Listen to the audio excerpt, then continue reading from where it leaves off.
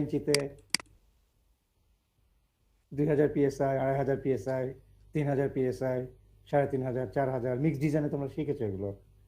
High strength concrete 7000, 8000 PSI, ultra high strength 12000, 15000 PSI, pound per square inch এই ধরনের load নিতে পারে। আমি জাস্ট মোটা দাগে যদি চিন্তা করি, কলামটাকে প্রপারলি যদি তার স্টেবিলিটিটা চিন্তা করি সেই কলামের, তাহলে সেখানে লোড আসতেছে 100 কিপ, কলামটার সাইজ হচ্ছে 1 feet by 1 feet, which is 12 inch by 12 inch. তাহলে কত পিএসআই লোড হয় তোমরা ক্যালকুলেট করলে লাস্ট ক্লাসে, তাই না? 700 এর কাছাকাছি না? জি স্যার 694 about 694, 700 এর কাছাকাছি পিএসআই। তো which looks like যে হ্যাঁ ঠিক আছে, আমাদের একদম মোটা দাগে এর সাথে রড টড কিছু চিন্তা করছি না, বাকলিং চিন্তা করছি না, টর্শন চিন্তা করছি না। কম্প্রেসিভ যে ফোর্স, সেই ফোর্স থেকে কম্প্রেসিভ যে স্ট্রেস হলো which is about 693 বা 4 PSI, তার স্ট্রেংথ হচ্ছে about 3000 PSI। মোটা দাগে যে কোনো কংক্রিটেরই আমরা এখন যে ইউজ করি, খুব নমিনাল কংক্রিটেরও দেখা যায় 3000 PSI স্ট্রেংথ থাকে। হ্যাঁ, সেই পার্সপেক্টিভে ইটস ওকে স্টেবিলিটি। যখন আমরা এটাকে সরাসরি জিওতে রাখবো, সেই জিওতে আমাদের থাকতে পারে সয়েল, থাকতে পারে রক। আমরা কিন্তু রক নিয়ে কথা বলছি না, বাট সেটা একটা বিশাল জগৎ কিন্তু জিওটেকনিক্যাল ইঞ্জিনিয়ারিংয়ের। তো সেটাকে তখন জিওটেকনিক্যাল ইঞ্জিনিয়ারিংয়ের ভিত্তিতে এসে আমাদের প্রথমে জানতে হয় সয়েল মেকানিক্স, যেটা 341। তোমাদের একটু একটু মনে আছে সয়েল মেকানিক্সে প্রপার্টিগুলো জেনেছি, আরও অনেক কিছু জেনেছি, সেটেলমেন্ট জেনেছি, অনেক প্রেক্ষিত আমরা শিখেছি CE 341 জিওটেকনিক্যাল ইঞ্জিনিয়ারিং 1-এ। এখানে আরেকটা সাবজেক্ট পড়তে হয় যে সমস্ত অঞ্চলে রকি ফরমেশন আছে, সেটাকে বলা রক মেকানিক্স। মেকানিক্স মানে হচ্ছে ফোর্সের রেসপেক্টে তার বিহেভিয়ার, তার স্টেবিলিটি, তার ফাংশনালিটি, এই জিনিসগুলো আর কি। In terms of force, fluid mechanics same. হ্যাঁ, হাইড্রোডাইনামিক ফোর্সগুলো কী করে জেনারেট করে, সবই কিন্তু আমাদের ওই অ্যানালাইটিক মেকানিক্সের বেসিক, সেই জিনিসটা কাজে লাগে কিন্তু প্রত্যেকটা মেকানিক্সে। মেকানিক্স মানে অ্যাকশনস অফ ফোর্সেস আর কি, সেটা নিয়ে যে অ্যানালাইসিস, যে সাবজেক্ট, সেটাই হচ্ছে মেকানিক্স। তো আমাদের এই ক্ষেত্রে যদি আমরা জিওটেকনিক্যাল ইঞ্জিনিয়ারিংয়ে কোনো একটা অঞ্চলে যেখানে রকের প্রাধান্য বেশি, সেখানে কিন্তু 341-এ পড়ানো হয় মোস্টলি রক মেকানিক্স। তখন গল্প করা হয় সয়েল মেকানিক্স নিয়ে, যে সয়েল বলে একটা ব্যাপার আছে, ব্লা ব্লা ব্লা। এখন যেমন আমরা বলছি রক বলে একটা ব্যাপার আছে, ব্লা ব্লা ব্লা। হ্যাঁ, তো আমরা ইনডেপথ যাচ্ছি না, মেকানিজমগুলো অলমোস্ট কাছাকাছি, বাট আলাদা করে শিখতে হয়। আমেরিকাতে বিভিন্ন স্টেটে বিভিন্ন টাইপের সয়েল ফরমেশন আছে বা ল্যান্ড ফরমেশন আছে। কিছু কিছু জায়গায় খুবই রকি, যেমন কলোরেডো একটা আছে স্টেট, বেশ রকি এরিয়া, সেখানেও সয়েল আছে। সেখানে বেসিক্যালি বোথ, দুটোই শিখতে হয় ওখানকার ইঞ্জিনিয়ারদের প্র্যাকটিস করতে গেলে। তো মোস্টলি রক ফরমেশন। তো তখন রক মেকানিক্সের উপরে তারা অনেক বেশি গুরুত্ব দেয়। হ্যাঁ, অনেক বেশি শেখা হয়। এনিওয়ে, আমরা আমাদের প্রেক্ষাপটে যদি আসি, কলামটাকে যদি সরাসরি বাংলাদেশের মাটির উপর রাখতে চাই, তাহলে কি হবে? মাটির উপরে যেই স্ট্রেস আর বলছি না, প্রেসার বলছি। কেন? কলামের নিজস্ব ইয়ের ক্ষেত্রে আমরা বললাম স্ট্রেস, আর যখন তাকে মাটির উপরে রাখছি, তখন তার ইন্টেন্সিটি অফ ফোর্সটার নাম দিচ্ছি আমরা প্রেসার। একই তো, তাই না? ইন্টেন্সিটি অফ ফোর্স মানে force per unit area. Intensity of force মানে exactly force per unit area. আমি প্রেজেন্ট দেইনি না তোমাদের, এটা স্ক্রিন প্রেজেন্ট দিয়ে দিই। আচ্ছা, আমরা রেকর্ডিংয়ে চলে যাই আস্তে আস্তে, আমি ভুলে যাই এগুলো, তোমরা মাঝে মাঝে মনে করাবো আমাকে। আমরা রেকর্ডিং কোথায়? মোর অপশনস, রেকর্ড মিটিং। এই রেকর্ডগুলো আমরা পরে আস্তে আস্তে দিতে থাকবো তোমাদের ক্লাসের পর পর। অ্যাকসেপ্ট।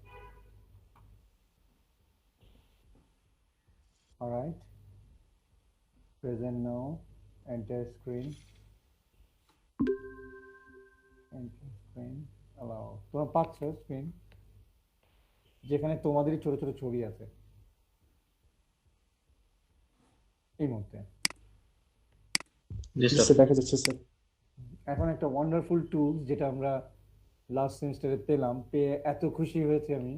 এটা হচ্ছে ওয়েকমের। হ্যাঁ, এটা না থাকলে আমার অনেক ক্লাস নিতে পারতাম না। একটা হোয়াইট স্ক্রিন পাচ্ছ? জি স্যার। তো আমরা যেটা করলাম যে একটা কলামে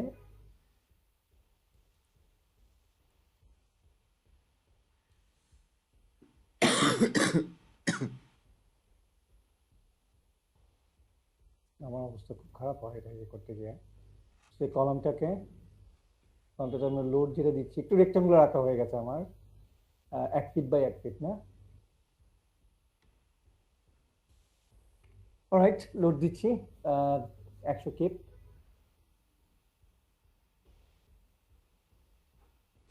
আমরা মাটিতে সরাসরি রেখে দিতে চাচ্ছি, তাই না? সয়েল ফরমেশনে রেখে দিলে মাটির উপরে যে স্ট্রেসটা আসবে, আমি একটা ডায়াগ্রাম যদি দেখি, স্ট্রেসকে সাধারণত আমরা এইরকম অ্যারো দিয়ে এক্সপ্রেস করি। মাটির উপরে যে স্ট্রেসটা আসবে সেই কলাম থেকে, সেই স্ট্রেসটা কত আমরা বলছি intensity of force, F divided by this is F basically.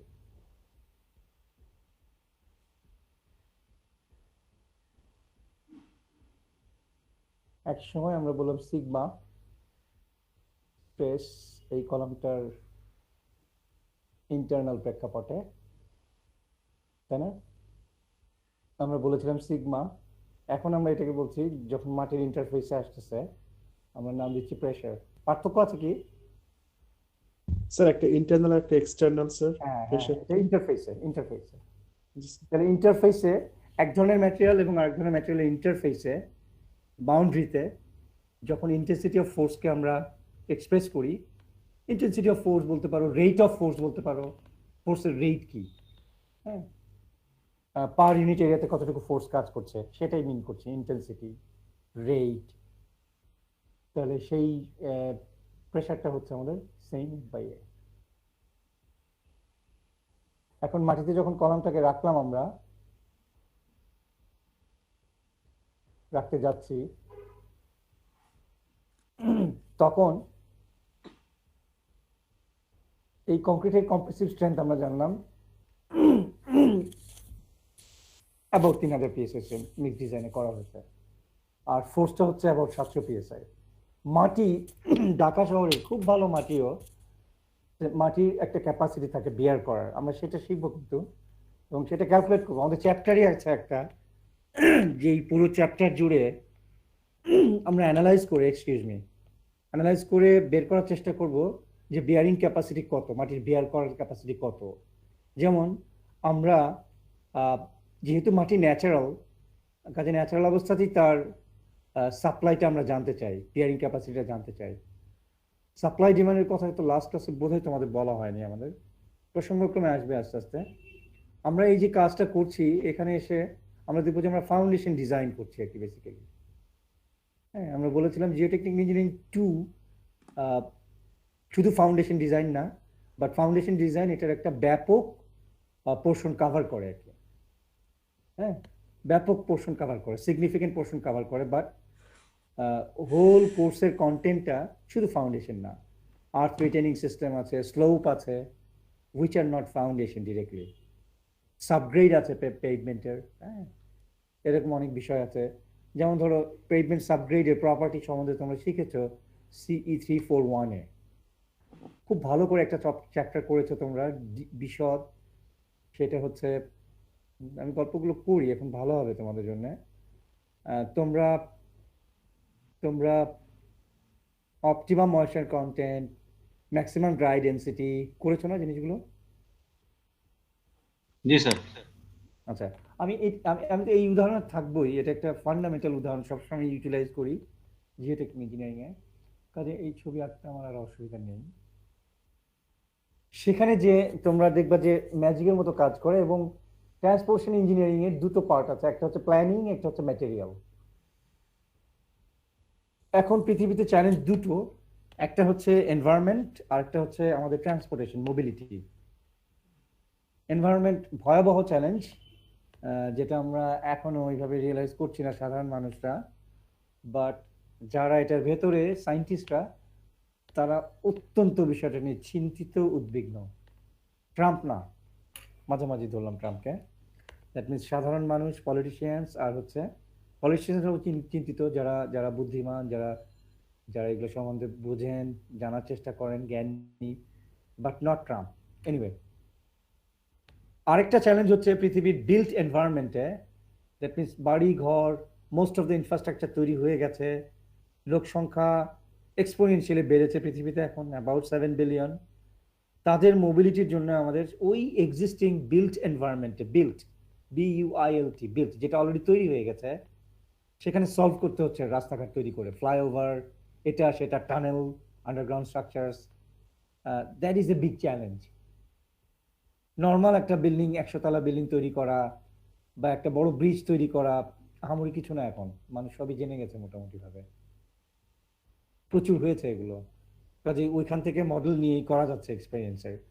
একটা জিনিসই সলভ করা যাচ্ছে না, সেটা হচ্ছে আমাদের ইনফ্রাস্ট্রাকচার সিস্টেম, কমিউনিকেশন ইনফ্রাস্ট্রাকচার, যেটা কিন্তু স্পেশালি রোডওয়ে ট্রান্সপোর্টেশন খুব জটিল, ভয়াবহ।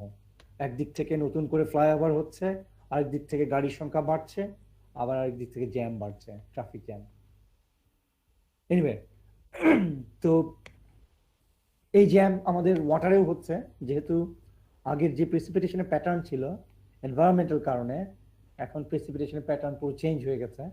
সারাদিন ধরে যে বৃষ্টিটা আগে হতো, সেটা হয়তো আমাদের এখন 2-3 ঘন্টায় হয়ে যাচ্ছে।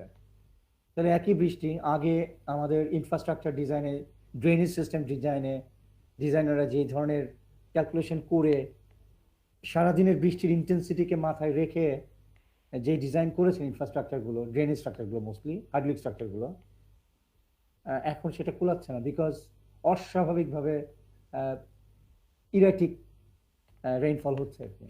2 ঘন্টায় দাম করে নেমে গেল পুরো বৃষ্টি আর কি। হ্যাঁ, সারাদিনের বৃষ্টিটা যদি 2 ঘন্টায় নেমে যায়, তাহলে ওখানে যেমন আমাদের বিল্ট এনভায়রনমেন্টে ট্রাফিক জ্যাম হচ্ছে, এখানে ওয়াটার জ্যাম হবে, which is water logging, inundation, flash flood, সাময়িকভাবে ফ্লাড হচ্ছে পৃথিবীর অনেক বড় বড় শহরগুলোতে হচ্ছে। কিন্তু এটা তার মানে তারা কি ডিজাইন ভালো করে করেনি? অবশ্যই করেছে, কিন্তু ক্লাইমেট চেঞ্জের এই প্যাটার্নের জিনিসটা তখন ছিল না আমাদের নলেজে। মানে কতটা ওভার ডিজাইন করবে বলো তুমি, বা কতটা মাথায় রেখে ডিজাইন করবে? তুমি একটা বিল্ডিং ডিজাইন করতে গেলে তখন তোমার একটা লেভেল অফ সেফটি তুমি সেখানে মেনটেন করো। এর চেয়ে বেশি করতে গেলে আরো সেফ হলে তাতে লাভ কি? তোমার তো খরচ হবে অনেক বেশি। একই বিল্ডিং করতে আরেকজনের যদি 2 কোটি টাকা খরচ হয়, তুমি 20 কোটি টাকা খরচ করে করতে পারো, কিন্তু তোমার তো টাকা নষ্ট হচ্ছে। মিনিমাম সেফটি যতটুকু থাকা দরকার ততটুকু দুজনেরই আছে, তোমার হয়তো অনেক বেশি সেফটি আছে। ওয়েল, এখন তুমি যদি সেই সেফটি কিনতে চাও, that is a different thing. তুমি আরো 10টা বাড়ি করবা নাকি একটা বাড়ি করবা 20 কোটি টাকা দিয়ে, depends up to you. So আমাদের বেসিক্যালি স্টেবিলিটি বা সেফটি হচ্ছে ফার্স্ট, তারপর হচ্ছে ইকোনমি মাথায় রাখতে হয়। তো আমরা এই যে ডিজাইনের কথা বলছি, it's basically balancing between demand and safety, demand and supply, sorry. আমরা কলামের লোডের একটা ডিমান্ড ক্রিয়েট করেছিলাম, জেনেছিলাম, দিয়ে ওখান থেকে আমরা দেখলাম যে কলামের যে কংক্রিট, তার সাপ্লাই ভালোই আছে, 700 PSI নিতে পারে, কারণ সে ডিজাইন করেছে জেনারেলি, ধরলাম আমি 2500 PSI 3000 PSI করে, 700 PSI সে ইজিলি নিতে পারবে। মাটিতে যখন দিলাম তখন যে প্রেশারটা ক্রিয়েট করলো ওই 700 PSI হবে, অথবা 100 KSF, তাই না? 100 divided by 1 feet by 1 feet. এখন মাটি কতটা নিতে পারে আমরা এতটুকু বুঝতে পারছি যে কংক্রিটের যতটা কম্প্রেসিভ স্ট্রেংথ মাটির তো অতটা হবে না। কেন হবে না সেটাও আমরা লাভ করছি। আমরা জিওলজি থেকে এই জিনিসটা কিছুটা বুঝতে পারি যে মাটি হচ্ছে বেসিক্যালি, আমরা বলছি সেডিমেন্টস। অরিজিনাল ইন্ট্যাক্ট রক কংক্রিটের মতো যতটা শক্ত, মাটি ততটা নয়, কারণ মাটি ফিজিক্যালি অথবা chemically it got broken down. মনে আছে ওয়েদারিং খেলা? জি স্যার, সেডিমেন্টেশন। হ্যাঁ, ওয়েদারিং এর মাধ্যমে ফিজিক্যালি অথবা কেমিক্যালি ডিসইন্টিগ্রেট হয়ে ছোড়া ছোড়া হয়ে সে আছে নেচারে। তো সেডিমেন্ট গুলো অলরেডি ব্রোকেন পিসেস, তাদের একটা গ্রেইন অনেক শক্তিশালী, অনেক শক্ত, কিন্তু তারা যখন ল্যান্ড ফর্মেশন তৈরি করে, যেটা রক ফর্মেশন না, পার্ট অফ রক অথবা ব্রোকেন রকস, সে তখন এতটা স্ট্রেংথ দিতে পারে না। কংক্রিট যেরকম সিমেন্টেড, কংক্রিটের স্ট্রেংথ কাইন্ড অফ রকের মতো আর কি। রক আরো শক্তিশালী হয়, আরো দুর্বল হয়, বাট কংক্রিট আমরা যেভাবে তৈরি করি 3000 PS is very strong material, cemented material. তো সেরকম না, যে কারণে আমরা সরাসরি কলামটাকে হয়তো রাখতে পারবো না, আমরা দেখবো সেটা হুম, যে ওকে রাখতে পারবো কি পারবো না, স্ট্যাবিলিটি কেমন, তাহলে কি উপায়, কি ব্যবস্থা নেব। আচ্ছা, এখানে আমি একটা প্রসঙ্গে ইয়ে করছিলাম ট্রান্সপোর্টেশন ইঞ্জিনিয়ারিং এ।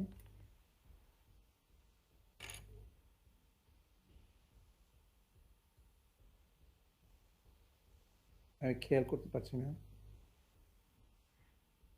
তোমাদের ফিগারে চলে আসলাম তো, এসে আমি আবার ব্যাক করব।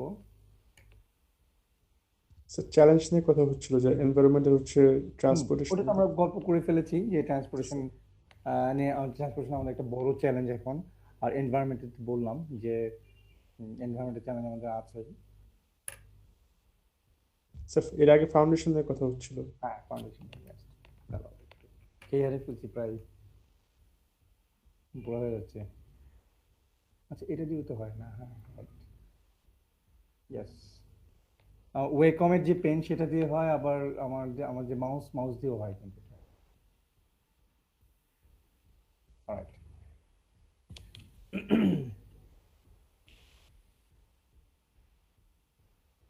ল্যান্ড ফরমেশনকে আমরা যদি এইভাবে এক্সপ্রেস করি, তাহলে সেখানে আমাদের সেডিমেন্ট আছে, আমি স্যান্ড দিয়ে দেখাই।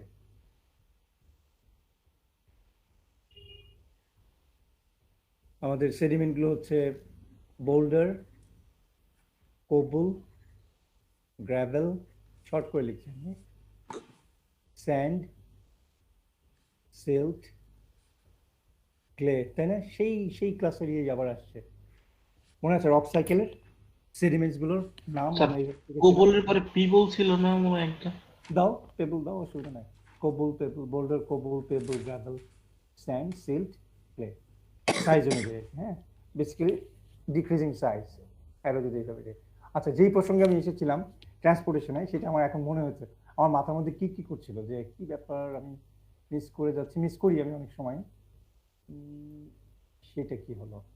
আচ্ছা, ট্রান্সপোর্টেশন সেক্টরটা বলেছিলাম যে ট্রান্সপোর্টেশন সেক্টরে আমি যাচ্ছি, আমাদের সেডিমেন্টারি ইস্যু তো আসবেই। আমি যেই প্রসঙ্গে স্ক্রিনটা অন করেছিলাম, সেটা হচ্ছে যে এটা একটা ব্যাপক জগৎ, যেটা ফাউন্ডেশন ইঞ্জিনিয়ারিং না সরাসরি। হ্যাঁ, তো সেটা নিয়ে আমরা একটু আলাপ করতে চাই। আমরা রিটেইনিং সিস্টেম ফাউন্ডেশন ইঞ্জিনিয়ারিং না সরাসরি, it is geotechnical field but foundation না। তো রিটেনিং সিস্টেম সম্বন্ধে লাস্ট ক্লাসে বেশ কিছু গল্প করেছি। সাবগ্রেড সম্বন্ধে, যেটা পেভমেন্টের সাবগ্রেডে খুব ইউজ হয়, সাবগ্রেডকে স্ট্রং হতে হয়, এছাড়া পেভমেন্টগুলো টেকে না। সাবগ্রেডের সময় আমরা যখন এই সয়েল ম্যাটেরিয়ালগুলো, এই যে ম্যাটেরিয়াল যে কোনো একটা, ইরেজার অন আছে তো, ইরেজার থেকে বের হয়ে আসবো না, ইরেজারই তো আছে এখনো। আচ্ছা, পেনে চলে আসি। ওকে, হ্যাঁ ঠিক আছে। তাহলে আমাদের ওখানে হচ্ছে বোল্ডার, কোপো, বললো পেপাল না, ঠিক আছে। নিচের দিকে আরো দিই, which is basically মিন করছে আমাদের সাইজগুলো ছোট হচ্ছে যত নিচের দিকে। বিশাল একটা চ্যাপ্টার, এবং যারা ট্রান্সপোর্টেশন নিয়ে পড়াশোনা করছো, ওই সাইডে মাস্টার্স করবে, চাকরি করবে, প্ল্যানিং সেকশনে কেউ যাবে, ডিজাইন সেকশনে যাবে, ম্যাটেরিয়াল সেকশনে যাবে, কেউ কেউ ম্যাটেরিয়াল সেকশনে যারা যাবে, তাদের শয়নে স্বপনে জাগরণে, যেমন একজন স্ট্রাকচারাল ডিজাইনের, তাকে shear force, bending moment almost everyday হজম করতে হবে। এভরিডে, মানে বাতাস, যেমন বাতাস ছাড়া আমরা বাঁচতে পারি না, একজন pure structural designer axial force, শিয়ার ফোর্স, বেন্ডিং মোমেন্ট সবসময় তার মাথার মধ্যে ঘোরাফেরা করবে। একটা সময় যে সেই হাই রাইজ ডিজাইন করুক, বা মিডিয়াম ক্যাটাগরি বিল্ডিংয়ে ডিজাইন করুক, বা ব্রিজের ডিজাইন করুক, যেটাই করুক, সে একসময় হয়তো ভয়েড রেশিও, পোরোসিটি, সে হয়তো একসময় বিওডি, সিওডি, এই টার্মগুলো ভুলে যাবে, কথা কথা বলছে, কারণ তার ওইটা ততটা ইমপ্লিকেশন থাকবে না তার ব্রেইনে। ট্রান্সপোর্টেশন ইঞ্জিনিয়ারিংয়ে ম্যাটেরিয়াল নিয়ে যারা কাজ করবে, তারা হয়তো শিয়ার, বেন্ডিং, ফ্লেক্সার, এই জিনিসগুলো নিয়ে আর অতটা হেডেক থাকবে না তাদের। তাদের মাথায় তখন কাজ করবে ওই যে বললাম টার্মগুলো আমি বলছিলাম, যে optimum moisture content, maximum dry density, এই জিনিসগুলো খুব কাজ করবে। আমরা পেভমেন্ট তৈরি করার জন্য এমব্যাঙ্কমেন্ট তৈরি করি, সেই এমব্যাঙ্কমেন্টে আমরা ওই সেডিমেন্টদেরকে ফালাই, সেটা স্যান্ড হোক, ক্লে হোক, সিল্ট হোক, হোয়াট এভার, সেই সেডিমেন্টগুলো কম্প্যাক্ট করি আমরা প্রপার ওয়েতে। কেন কম্প্যাক্ট করি? স্যার স্ট্রেংথ বাড়ানোর জন্য সয়েলে। স্টেবিলিটি। আমাদের যখন হুইল লোড, যখন হুইল চলবে এটার উপর দিয়ে, সে যেন স্টেবলভাবে এমব্যাঙ্কমেন্টটা থাকে। হ্যাঁ, তো সেই প্রেক্ষাপটে আমরা আমরা খুব রিগোরাসলি একটা কাজ করি, যেটা আমরা আমাদেরকে শিখেছেন proctor, standard proctor test, modified proctor test. তোমরা পড়েছো না অলরেডি 342-তে? জি স্যার। 341-এ থিওরি পড়েছো। এটা একটা বিশাল প্রেক্ষাপট ট্রান্সপোর্টেশন ইঞ্জিনিয়ারিং ম্যাটেরিয়ালের। তাদের মাথার মধ্যে সবসময় কাজ করবে এই এই optimum moisture content, maximum density. তো আমরা সয়েলকে নিয়ে যদি আমরা কম্প্যাক্ট করতে থাকি, তাহলে একদম ড্রাই সয়েলকে একদম ড্রাই অবস্থায় যদি কম্প্যাক্ট করি, তাহলে তার যে ডেনসিটি হবে, তাকে যদি একটু পানি অ্যাড করি, দেখা যায় ডেনসিটি একটু বেড়ে যায়। এদিকে যদি আমি ময়েশ্চার কন্টেন্টকে দেই, এদিকে যদি আমি ড্রাই ডেনসিটিকে এক্সপ্রেস করি, তাহলে দেখা যায় যে একদম ড্রাই অবস্থায় তার এক ধরনের ম্যাক্সিমাম ডেনসিটি পেলাম। আর একটু ময়েশ্চার দিলে ডেনসিটি আরেকটু বেড়ে গেল, আর একটু দিলে আরেকটু বেড়ে গেল, আর একটু দিলে আরেকটু বেড়ে গেল, একটা পর্যায়ে যে আর বাড়ছে না, আবার কমে যাচ্ছে। ময়েশ্চার আরো বাড়ালাম, আরো কমে গেল, গোত্তা খেলো। এই কার্ভটা করা হয়েছে না অনেক ভালো করে স্যারের সাথে, ডক্টর সারা? জি স্যার। এটা হচ্ছে গামাডি ম্যাক্স। এটা কিন্তু যেমন যেমন একটা সিম্পলি সাপোর্টেড কেস, শিয়ার ফোর্স বেন্ডিং মোমেন্ট, এটা বিমের জন্য এটা একটা বিশাল প্রেক্ষাপট ফর স্ট্রাকচারাল ডিজাইনার। একইভাবে ফর ট্রান্সপোর্টেশন ম্যাটেরিয়াল নিয়ে যারা কাজ করবে, যারা প্র্যাকটিস করবে, যারা পেভমেন্ট মডেল করবে, এই ধরনের তাদের জন্য এটা একটা বিশাল চিত্র। প্রতিনিয়ত তাদেরকে এই তাদের ফিলিংস এই জিনিসটা থাকতে হবে। কেন হয় এটা? আমরা আমরা চাই যে ম্যাটেরিয়ালটা যেন অনেক স্ট্রং হয়। সেই স্ট্রেংথ গেইন করার জন্য জাদুর মতো কিছুই না, পানি অ্যাড করে কম্প্যাক্ট করলে দেখা যায় যে তার ডেনসিটি বাড়তে থাকে। তাহলে ওয়াই নট যে ম্যাটেরিয়ালটা দিয়ে আমরা রোডওয়েতে পেভমেন্ট বানাবো, সেই ম্যাটেরিয়ালটা ল্যাবরেটরিতে নিয়ে এই কার্ভটা জেনারেট করে দেখে নেই যে কোন ময়েশ্চারে সে ম্যাক্সিমাম ডেনসিটি শো করে। ওই ময়েশ্চারের কাছাকাছি ময়েশ্চার দিয়ে আমরা কম্প্যাক্ট করব। তোমরা বুঝতে পারছো বুদ্ধিটা? জি স্যার। জি স্যার। তাহলে তো আমি ম্যাক্সিমাম বেনিফিট পাচ্ছি। চমৎকার। ট্রান্সপোর্টেশন ম্যাটেরিয়ালের জন্য এটা একটি বিশাল জাদু মন্ত্র, যে অনলি ময়েশ্চার কন্ট্রোল করে, কম্প্যাক্ট তো করতেই হবে, ময়েশ্চার কন্ট্রোল করেই তার একটা বিশাল বেনিফিট পেতে পারি।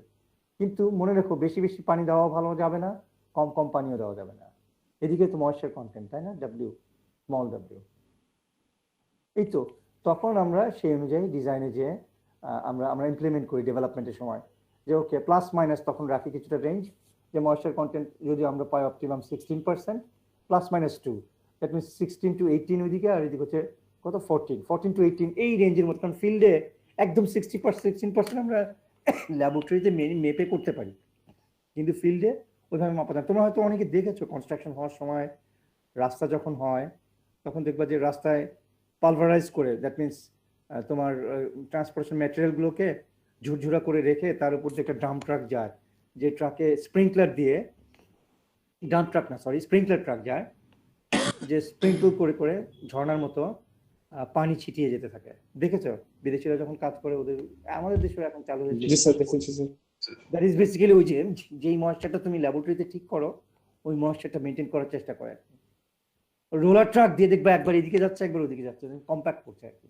প্রক্টরে যেটা আমরা করেছি হ্যামার দিয়ে ল্যাবরেটরিতে। তো ফিল্ডে ভ্যারিয়েশনস থাকে অনেক, মেনটেন করা যায় না ল্যাবের মতো এত ম্যাস ম্যাটেরিয়াল নিয়ে কাজ করতে গেলে। তখন একটা রেঞ্জ আমরা ঠিক করি। দেখো এই রেঞ্জে মোটামুটি আমরা ছবিতেও যদি দেখি যে এইরকম একটা রেঞ্জে থাকলে সে ম্যাক্সিমামের কাছাকাছি থাকবে। আমি কি বলতে পারছি জিনিসটা? যে ময়েশ্চার জি স্যার। এখান থেকে এখানে একটা মেনটেন করলে অলমোস্ট সে এই যে উটের ঢিবি এর কাছাকাছি থাকবে, ভালো ক্রেডিট দিতে পারবো আমরা তাকে। কেন হয় জানো ময়েশ্চার দিলে এই জিনিসটা ঘটে? আবার বেশি দিলে কমে যায়। কারণটা কি? একদম ড্রাই অবস্থায় অনেক কম,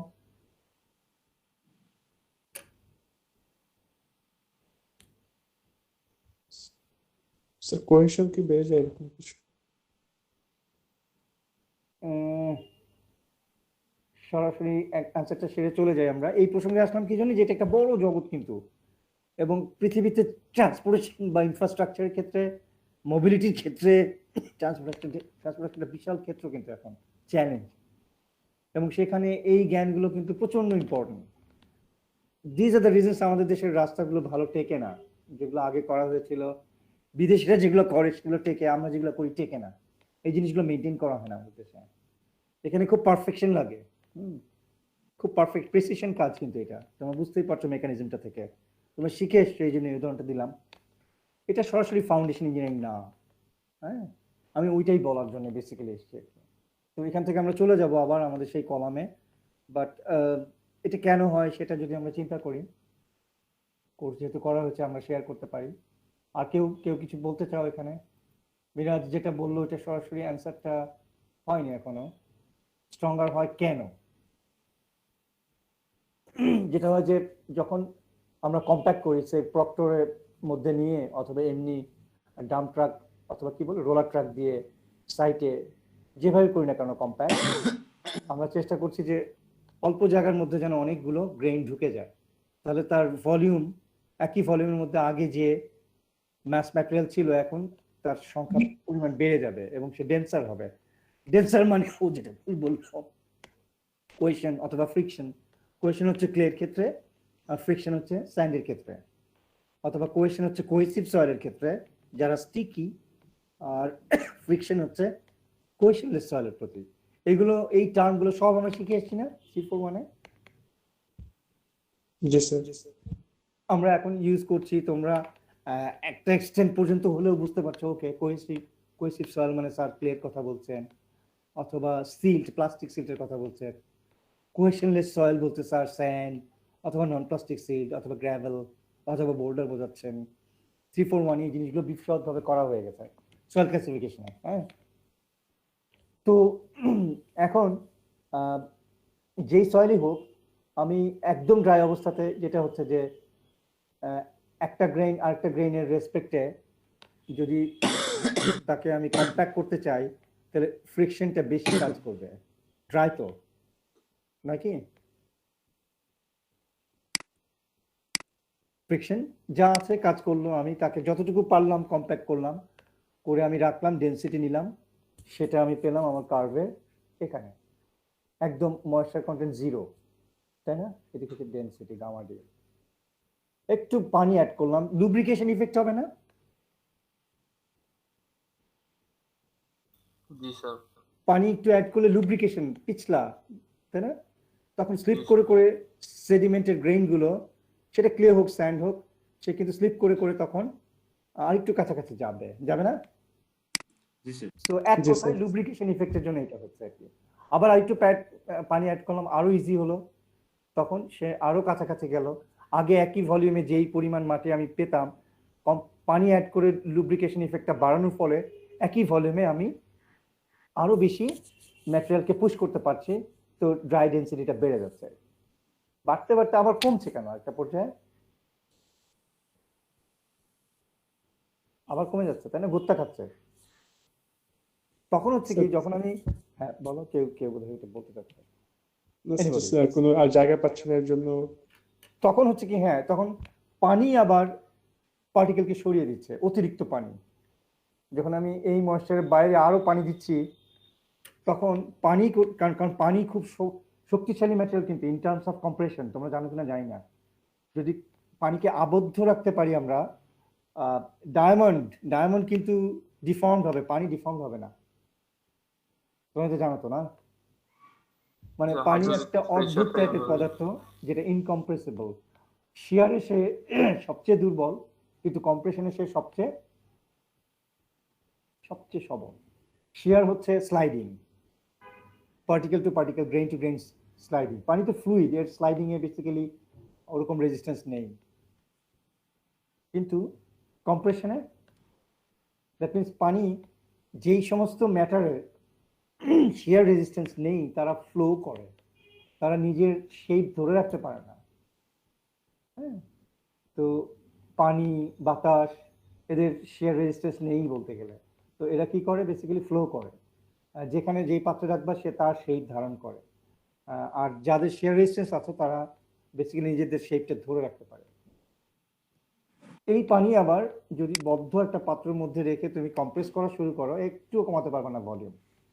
বাট পৃথিবীর সবচেয়ে শক্ত ম্যাটেরিয়ালগুলোরও তুমি ডিফর্ম করে তার কিছু ডিফর্মেশন আনতে পারবে ডায়মন্ডের লোড দিয়ে। এখন যখন আমরা পানির পরিমাণ অনেক বেড়ে যায়, তখন যখন কম্প্যাকশন করি, পানির কিন্তু তার ওই স্ট্রেসটা ট্রান্সফার করে দিয়ে ধাক্কা দেয়। হ্যাঁ, পানি নাজুক হয় না, পানি যেহেতু কম্প্রেশনে সবল, ধাক্কা দিয়ে পার্টিকেলগুলোকে আবার দূরে দূরে সরিয়ে দেয়, পার্টিকেলগুলো জায়গা দখল করে। হ্যাঁ, ও ঠিকই বলেছে, পানি জায়গাটা নিয়ে নেয়। সেই জন্য কি হবে, পানি যদি জায়গাগুলো নিয়ে নেয় তাহলে আমার আবার পার্টিকেলের পরিমাণ কমে যাবে একই একই ভলিউমের মধ্যে। হ্যাঁ, যদি পানি বেশি জায়গা দখল করে নেয় তখন প্রথমে সে খুবই ইজিলি লুব্রিকেশন ইফেক্টে হেল্প করছিল, পরে সে আরো অতিরিক্ত হয়ে গেলে, সে নিজেই জায়গা দখল করে নিলে তখন আমার ম্যাটেরিয়ালের পরিমাণ ডেনসিটি কমতে থাকে। আমরা ব্যাক করি আবার ইয়েতে। তো এটা এই ধরনের আমরা আর্থ রিটেনিং সিস্টেম, শোরিং সিস্টেম যেগুলো পোর্টে ইউজ করা হয়, আর্থ রিটেনিং সিস্টেম যেগুলো তোমার বেসমেন্ট তৈরি করতে গেলে করা হয়, স্লোপের যে কোনো সিস্টেম, পৃথিবীতে অনেক স্লোপ সিস্টেম আছে আর কি পাহাড়ি এরিয়াগুলোতে, সেগুলোর অ্যানালাইসিস, যে কোনো নদীর পাড়ে যে রিভার ব্যাঙ্ক সেখানে স্লোপ থাকে, যে কোনো রাস্তা করলে সেই রোডওয়ে এম্বাঙ্কমেন্টের স্লোপ থাকে, সেগুলো সরাসরি তোমার ফাউন্ডেশন ইঞ্জিনিয়ারিং না। Those are the elements of or parts of or issues of or features of geotechnical field. এই কারণে আমি তখন লাস্ট ক্লাসে গল্প করেছিলাম তোমাদের যে আগে এই সাবজেক্টটাকে, এই ফিল্ডটাকে বলা হতো ফাউন্ডেশন ইঞ্জিনিয়ারিং, আমরা রংলি বলতাম। সেখান থেকে শুধরিয়ে আমরা আস্তে আস্তে এটার নাম এখন বলছি যে জিওটেকনিক্যাল ইঞ্জিনিয়ারিং 2। আমরা সরাসরি ফাউন্ডেশন ইঞ্জিনিয়ারিং বলছি না। আমার ধারণা তোমরা অনেক গল্প হয়েছে, রিয়েলাইজেশন পাচ্ছ কিছুটা যে ফাউন্ডেশন এখানে একটা বড় পার্ট, বাট ইটস জিওটেকের বা জিও ম্যাটেরিয়াল নিয়ে যে কাজ করার যে প্রেক্ষিত সেটা আরো বড়।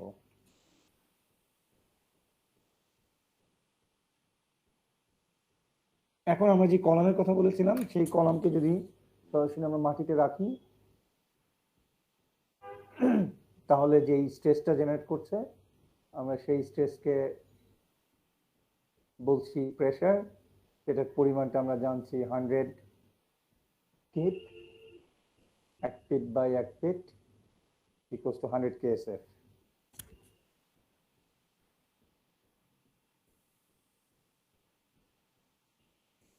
যখন রাখলাম যে মাটি আছে, সেই মাটি যেটা হয়, মাটিতে শিয়ার ফেলিওর হয়। আমরা এখন এই জিনিসটা নিয়ে একটু একটু আলাপ করব, হয়তো হয়তো নেক্সট ক্লাসে স্টার্ট করবো আমি এটা নিয়ে। শিয়ার ফেলিওর মেকানিজমটা দেখাবো তোমাদেরকে ফুটিং ডিজাইনের, দেখিয়ে তারপরে আমরা চলে যাব আমাদের এই কোর্সের একদম কন্টেন্টে। তারপরে আমরা ইন বিটুইন আমরা টিচার আলাপ করছি তোমাদের ডিস্ট্রিবিউশন অফ মার্কসটা এবার কেমন রাখবো আমরা, কিভাবে, কিছু ভাইবা থাকবে, ভাইবার পোর্শনটা কতটুকু অনেকটু পরে জানাবো তোমাদেরকে। হ্যাঁ, ধরো আমাদের ওভারঅল এর আগে যেরকম ছিল ক্লাস অ্যাটেন্ডেন্স এটা সেটা বিভিন্ন, সেটা কিন্তু প্রেক্ষিতে একটু চেঞ্জ হয়েছিল গত সেমিস্টারে ভার্চুয়াল ইয়েতে। পরীক্ষার টাইমিংটাও চেঞ্জ হয়েছিল না, 2 ঘন্টাতে চলে এসেছিল না পরীক্ষা, পরীক্ষা এবারে 2 ঘন্টা হবে। হ্যালো, জি স্যার। জি স্যার। এবারও কিন্তু পরীক্ষা 2 ঘন্টা হবে। এনিওয়ে, তো মাটিতে যখন আমরা এটাকে রাখতে গেলাম, মাটির উপরে যে প্রেসারটা হলো সেটার পরিমাণটা হচ্ছে 100 কেএসএফ। আমরা একটা চ্যাপ্টার আছে আমাদের, সেই চ্যাপ্টারের নাম হচ্ছে বিয়ারিং ক্যাপাসিটি, ACE 441। হ্যাঁ,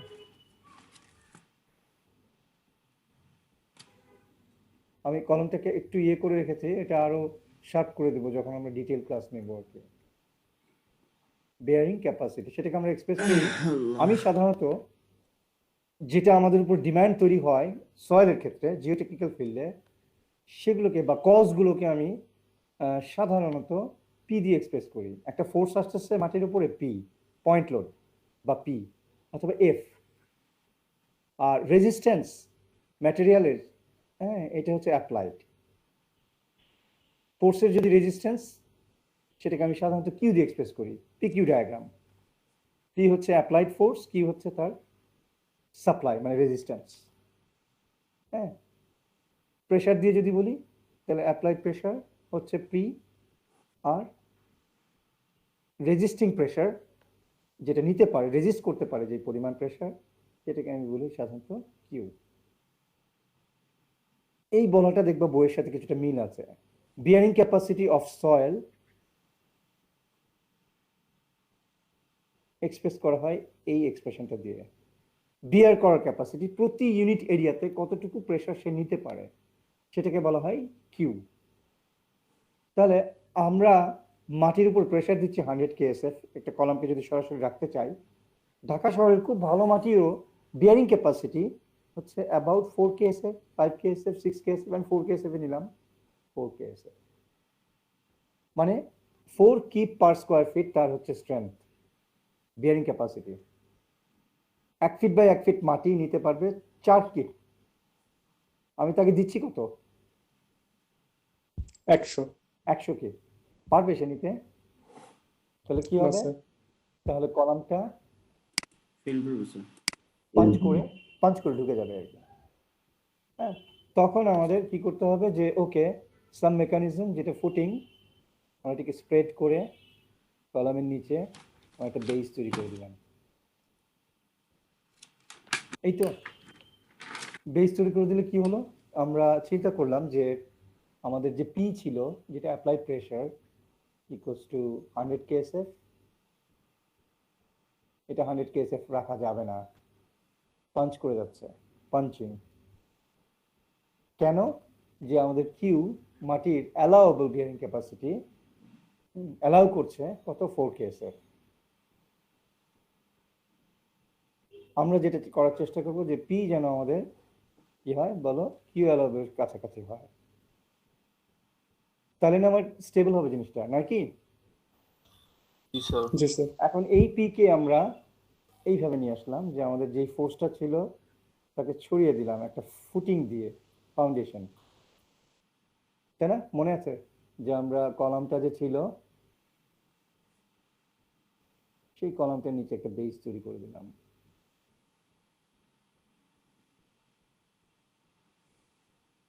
এরকম বড় করে এই কলামটা ছিল 1 ফিট বাই 1 ফিট, এটাকে আমরা দিলাম বি বাই এল, তাই না? এমন ভাবে দিলাম যেন যেই প্রেশারটা জেনারেট করলো সেটা যেন আমার কিউ লেভেলের চেয়ে বেশি না হয়। দেখো আমরা এখন অঙ্কে চলে যাই। পি হচ্ছে আমাদের 100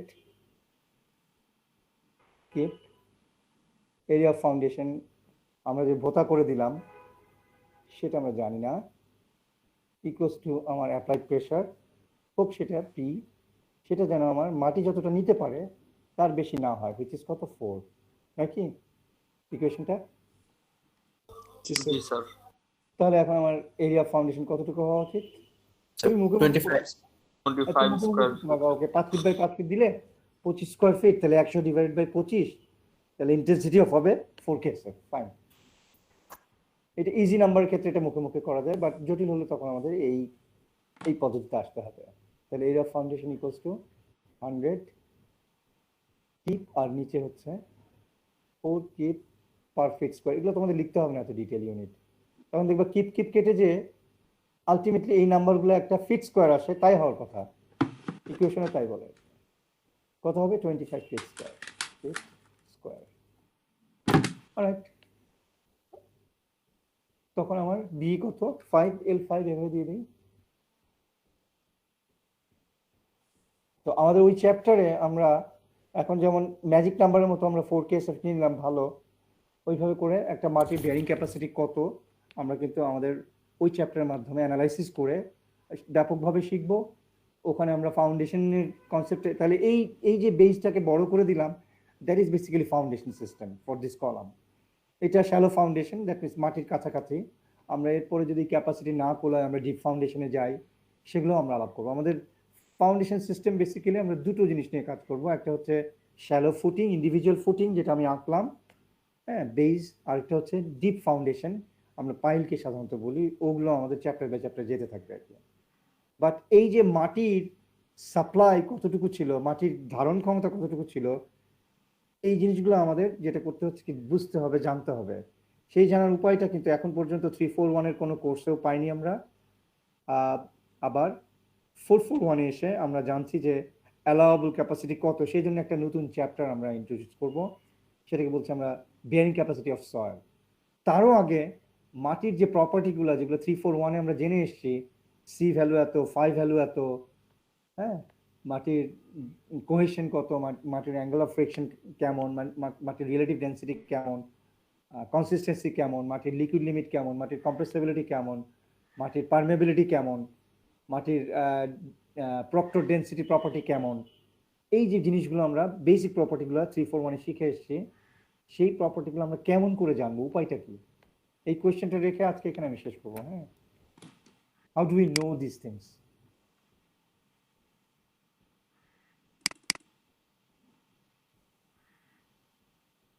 মনে করো আমাদের ধানমন্ডিতে একটা সাইট আছে, হ্যাঁ, সেখানে আমাদের ফাউন্ডেশন ডিজাইন করতে হবে, বিল্ডিং এর ইট্যাপস অ্যানালাইসিস করে ফেললাম, কলামের লোড বের করে ফেললাম, ওই যে 100 কিপ 200 কিপ।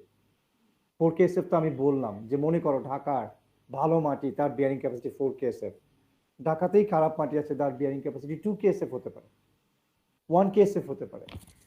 1 কেএসএফ হলে কি হবে, ফুটিংটা কতটুকু লাগবে বলো তো?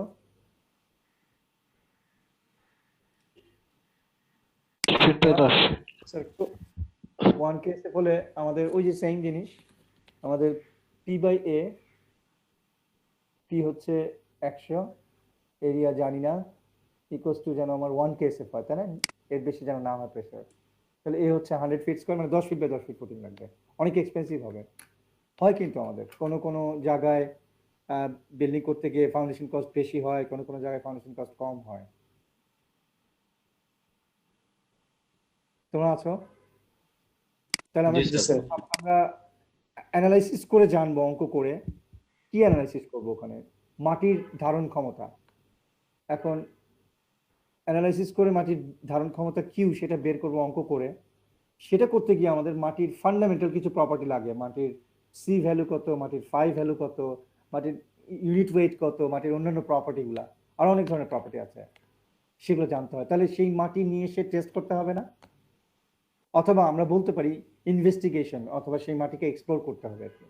তো আমাদের 441-এর ফার্স্ট চ্যাপ্টার হচ্ছে সাবসারফেস এক্সপ্লোরেশন। দ্যাট মিনস সেই মাটিকে আগে জানতে হবে, জেনে টেনে সেই মাটিকে কালেক্ট করতে হবে, সেই মাটিকে ল্যাবরেটরিতে টেস্ট করতে হবে, সি ভ্যালু ফাই ভ্যালু নির্ণয় করতে হবে, তারপর সেখান থেকে আমরা মাটির ধারণ ক্ষমতা এবং আরো অনেক ধরনের প্রপার্টি, এইগুলো হচ্ছে মাটির fundamental property, c phi gamma, void ratio, porosity, liquid limit, plastic limit, all these are inherent fundamental properties. এরপরে আমরা ফাউন্ডেশন সিস্টেমের ক্ষেত্রে বিয়ার করার জন্য এই প্রপার্টি থেকে আসে, এই প্রপার্টিগুলো, যত ভালো সি তত ভালো কিউ, যত ভালো ফাই তত ভালো কিউ। হ্যাঁ, কিউটা আমরা আজকে নতুন জানলাম, সে তার উপরে কোনো একটা স্ট্রাকচার রাখলে তার বিয়ার করার, মাটির বিয়ার করার ক্যাপাসিটি। এরকম মাটির আরো বেশ কিছু এক্সটেন্ডেড প্রপার্টি আমরা জিওটেকনিক্যাল প্রপার্টিজ শিখবো। তো মাটি কেমন, মাটির অবস্থা কি, সেটা আমরা আমাদের যে সাইট, সেই সাইট থেকে মাটিকে নিয়ে এক্সপ্লোর করতে হবে। এখন আমি কোথা থেকে মাটি নেব? যে জাস্ট একটা কোদাল দিয়ে একটুখানি মাটি নিয়ে চলে আসবো? না এই স্যার, কোশ্চেনটা রেখে আমরা নেক্সট ক্লাসে ইয়ে করবো। তো এইটা জানার জন্য আমাদের ফার্স্ট চ্যাপ্টার ইন্ট্রোডিউস খুবই ইম্পর্টেন্ট, যেটাকে আমরা বলছি সাবসারফেস এক্সপ্লোরেশন, SSE। আমি আপলোড করে দিব হ্যান্ডআউটটা আজকে, সো দ্যাট আমরা নেক্সট আমাদের সানডে ক্লাস, না সানডে ক্লাসে তোমরাও পেয়ে যাও, এবং আমরা তো ওখান থেকে শুরু করব। Subsurface exploration, which is, surface তো আমরা জানি, সাবসারফেস ম্যাটেরিয়াল হচ্ছে আমাদের জিও ম্যাটেরিয়াল। এক্সপ্লোরেশন অথবা ইনভেস্টিগেশনও বলতে পারো, ইনভেস্টিগেট করে আমরা ফান্ডামেন্টাল প্রপার্টিগুলো কি করে পেতে পারি, লম্বা চ্যাপ্টার। সেখান থেকে আবার আমরা চলে যাব এর পরের chapter, bearing capacity, pile capacity, হ্যাঁ, শ্যালো ফাউন্ডেশনের ক্যাপাসিটি, ডিপ ফাউন্ডেশন কেন লাগছে তার ক্যাপাসিটি, ম্যাট ফাউন্ডেশনের ক্যাপাসিটি, এই জিনিসগুলো জানবো। তারপরে এক সময় যে আমরা স্লোপ সিস্টেম সম্বন্ধে জানবো, স্লোপ স্টেবিলিটি নিয়ে কাজ করবো আর কি। ঠিক আছে? Alright? কিন্তু পোলাও রান্না করেন Yes. আর গরুর মাংস 2 মিনিট। ভালো থাকো। উইকেন্ড চলে আসলো, নতুন একটা সপ্তাহ চলে যাচ্ছে, চলে গেল বলতে গেলে। কালকে লাস্ট ক্লাস, তাই না? জি স্যার, কালকে তো ফার্স্ট। আমি আজকে এখানেই ক্লোজ করে দিচ্ছি। তোমার কিছু বলবে, বা এখন কেউ আছো একসাথে তো দুইজনের বেশি রান্না করেন না। করতে হবে? স্যার অ্যাটেন্ডেন্স আমি দিতে পারিনি স্যার। কি বলো তো স্যার এরকম করবি করেন 11 20 বাদ 50 করে হচ্ছে 36 দুইজনের জানা লাগে তা আনতেন স্যার 16 20 50 80 আচ্ছা একটু চেক করি এটা আগে 16 20 তুমি পরে আসো স্যার 11 20 11 50 36